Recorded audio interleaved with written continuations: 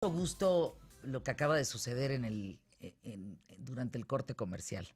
La doctora Yetlanesi Vargas Infante me dice, ella es infectóloga, internista, especialista en infecciones como VIH y todo el tema de bacteriología médica. Y me dice en el corte comercial, oye Fer, pues ya que nos vas a preguntar, pues ya dijiste todo en la entrada de tu periodismo de vida. Y le digo, ¿sabes qué? Aquí hacemos una gran investigación todos los días en función de los temas. O sea, todo eso que ustedes escuchan de periodismo de vida, los colaboradores, los expertos que vienen, toda la gente, el equipo que trabajamos aquí, es una investigación importante todos los días. O sea, no arrancamos improvisados, no arrancamos ay, pues a ver qué va a pasar, ni chacaloteando, eso es otra cosa, chacoloteando, en fin. Sí hay mucha seriedad en el sentido de la información y me da mucho gusto que te des cuenta, porque eso es bien bonito. Uno ya escucha y dice, ay, bueno, pues ahí comentó esto, comentó lo otro. No, hombre, pero la investigación que hay detrás de esto todos los días durante 2 horas, sí nos coloca en un programa único en niveles de investigación, en ese sentido, de la información, porque nadie ni lee los libros, ni ve las películas, ni se mete a investigar, ni hace guiones en relación a la historia de esto o del otro. Aquí sí, aquí la radio tiene un lugar en el cuadrante muy importante y muy serio, muy respetuoso y muy responsable.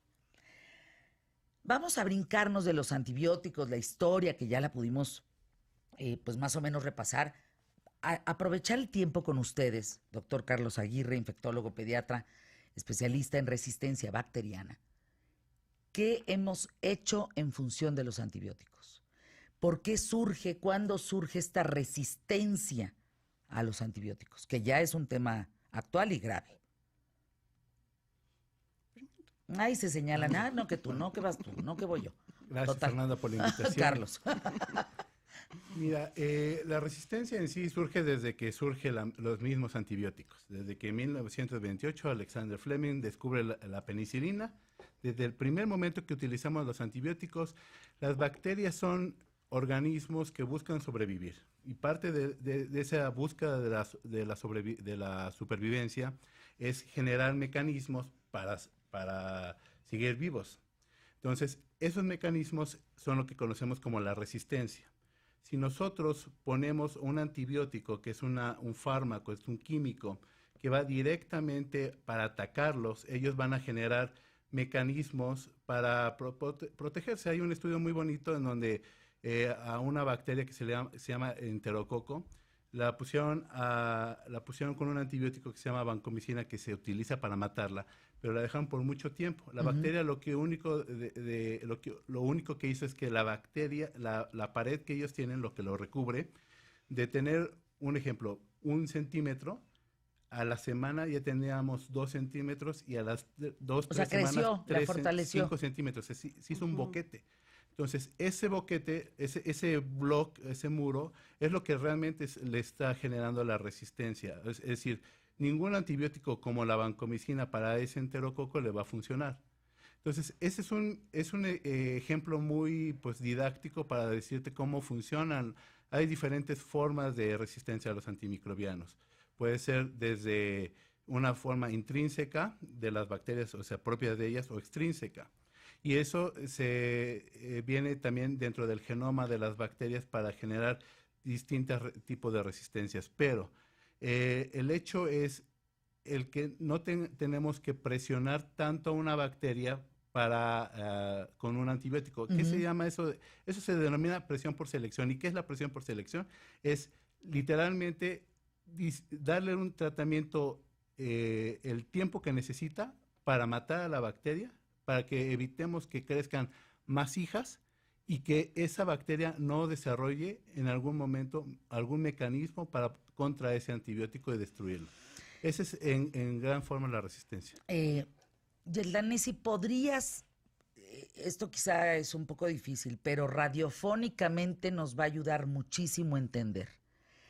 ¿Podrías explicarnos cómo piensa, cómo piensa, cómo se comporta, cómo es una bacteria? Bueno, así muy sencillo. La bacteria es un organismo vivo y quiere sobrevivir. A costa de lo que sea. A costa de lo que sea. Si puede afuera del cuerpo, dentro del cuerpo, hay tipos. Cuéntanos cómo es una bacteria, pues. Existen mecanismos de acción de los antibióticos. Y como en la película, en donde si no matas al malo se levanta y luego te mata a ti, así es la bacteria. Así de fácil. Entonces, la presencia de resistencia o la inducción de resistencia es tan sencillo como nace un nuevo antibiótico y en el momento en que se está utilizando, está induciendo en la bacteria la capacidad de defenderse de ese nuevo antibiótico. Entonces, aquí el tema es, para podernos entender, ¿cómo le hago yo bacteria para sobrevivir a costa de lo que sea? Puedo cambiar mi metabolismo. Si tú me estás ¿Cómo? ¿Me puedo cambiar por otra? Si tú me estás administrando un medicamento que antagoniza, o sea, se parece mucho a algo que yo necesito para sobrevivir, como alimentarme, vaya.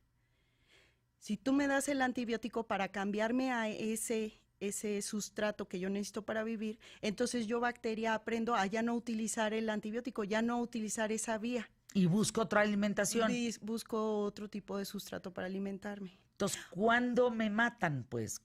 Ese es el punto, que cuando se va generando resistencia a los antibióticos, llega un punto en que si la bacteria es resistente a múltiples antibióticos, ya no tenemos médicamente manera de matarlas.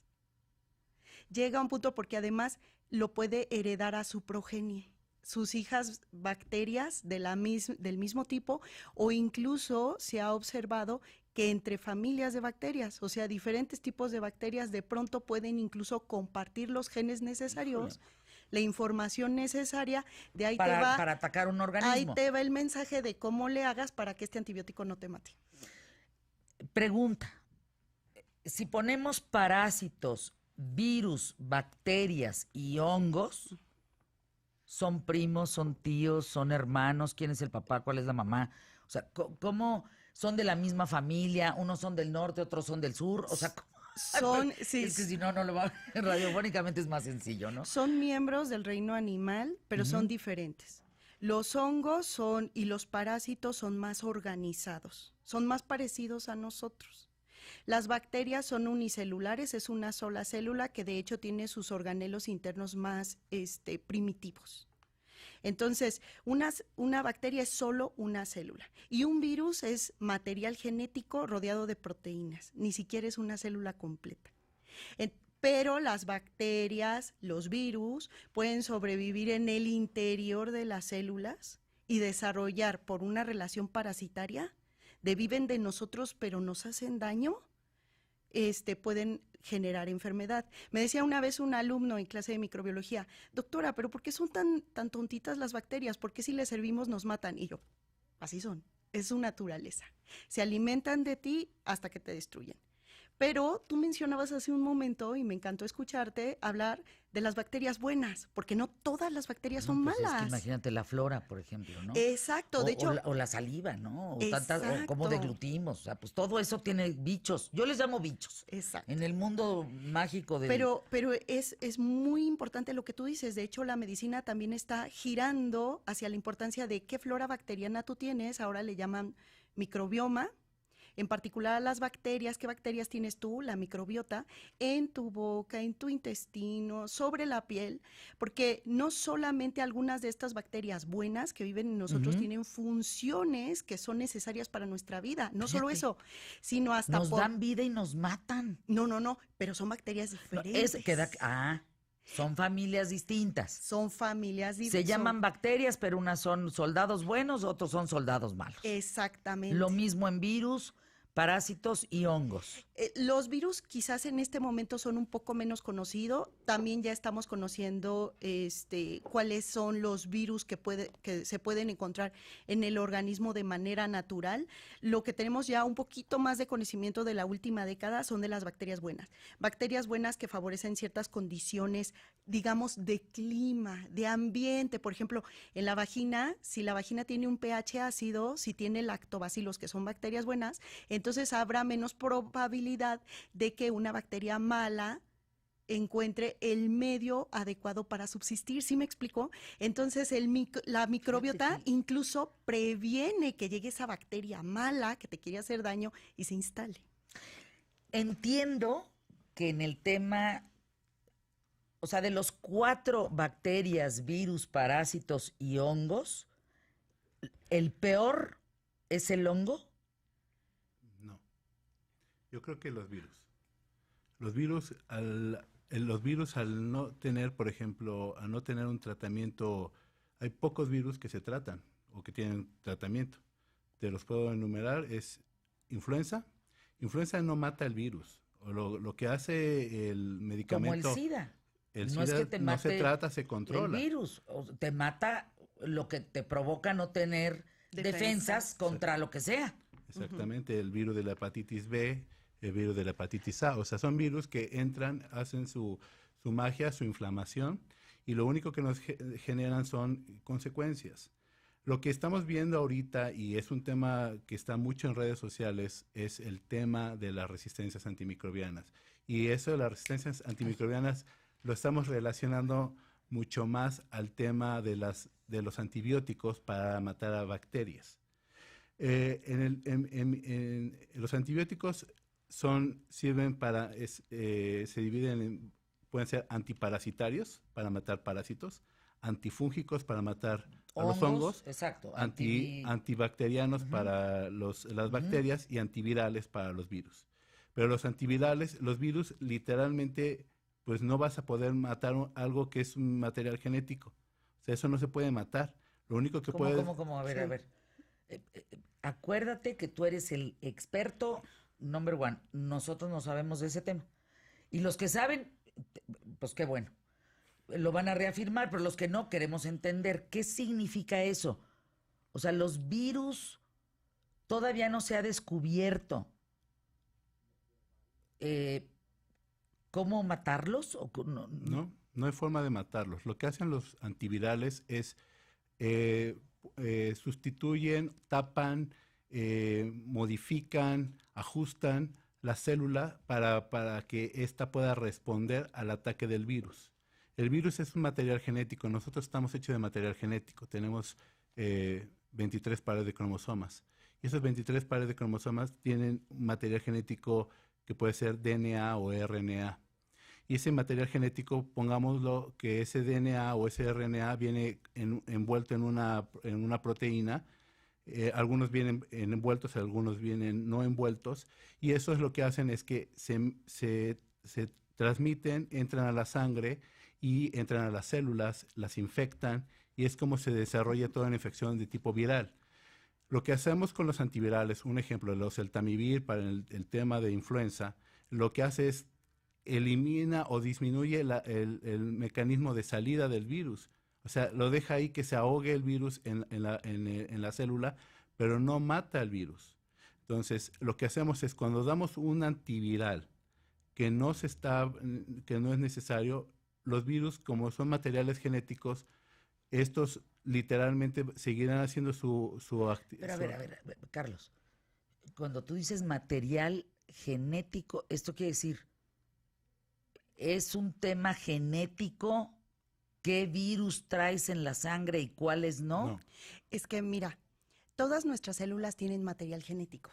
Ajá. El virus solamente tiene DNA o RNA, material genético.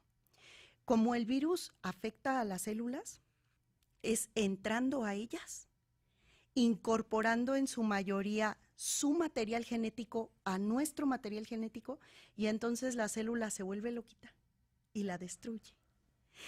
Y el virus puede preferir ciertas células, y dependiendo de su preferencia, me gustan la de las vías respiratorias, entonces causo enfermedad respiratoria.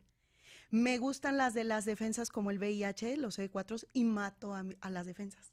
Me gustan las células intestinales, mato a las células intestinales y causo diarrea.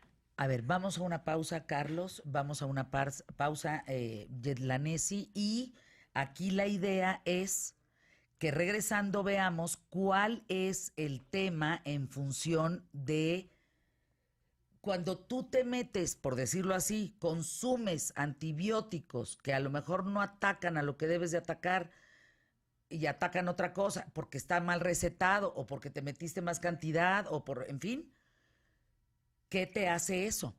¿Qué te hace la resistencia al antibiótico al cabo? Volvemos. En estos 6 minutos que tenemos, doctora Yetlanesi Vargas Infante, doctor Carlos Aguirre, ¿qué está causando la automedicación? Porque creo que la resistencia de los antibióticos tiene que ver por eso. Sí. Porque nos dijeron, porque nos sobró la caja, porque pudimos comprar. Y ahora, si esa medida de no vender penicilina a menos que tuviera receta ha ayudado inmunológicamente a que los cuerpos se recuperen, pues. Las personas que tienen más riesgo de desarrollar resistencia son los enfermos crónicos que acuden frecuentemente a hospitales, que reciben recurrentemente antibióticos, personas que tienen su sistema inmune debilitado, los extremos de la vida, más aún las personas de edad avanzada o que viven en asilos.